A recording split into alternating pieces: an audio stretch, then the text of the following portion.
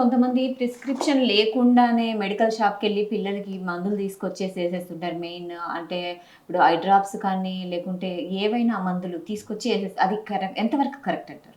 ఇప్పుడు ఐ డ్రాప్స్కే వద్దాము.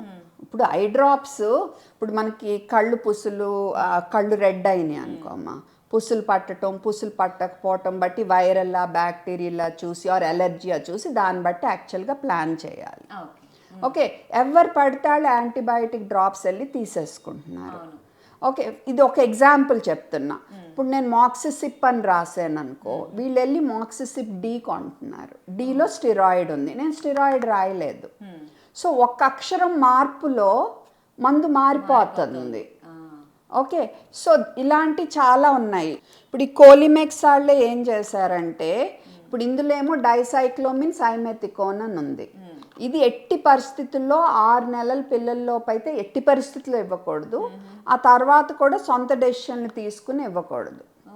ఇప్పుడు వీళ్ళు ఏం చేశారు, కోలిమెక్స్ పక్కన ఇంకో లెటర్ పెట్టి ఎస్ఓ డిఓ పెట్టారు, గుర్తులేదు, ఓన్లీ సైమెథికోన్ ఉండే తీసుకొచ్చారు. ఇప్పుడు డాక్టర్ అది రాశారనుకో, వీళ్ళు ఫార్మసీకి వెళ్ళి ఇది తీసుకున్నారనుకో, చంటి బిడ్డకి ఇచ్చారనుకో, మళ్ళీ చంటి బిడ్డకు మత్తు వచ్చి డేంజర్ అవ్వచ్చు. సో ఆ ఒక్క అక్షరం మార్పులో మీరు మందు మారుస్తున్నారు. సో అలాంటిది కూడా లేకపోతే బాగుంటుంది. ఓకే, అండ్ డాక్టర్స్ కూడా ప్రిస్క్రిప్షన్ రాసేటప్పుడు క్లియర్గా ఈ మేము రాసే మందులో ఏముంటుంది అనేది క్లియర్గా రాయాలి. So that medical shop person కూడా చూసుకుని కరెక్ట్ మందు ఇచ్చేటట్టు. ఇక్కడ చూడండి, ఈచ్ ఎంఎల్ కంటైన్స్ డైసైక్లోమిన్ సైమెథికోన్ ఎన్ఎంజిఓ రాసుంది.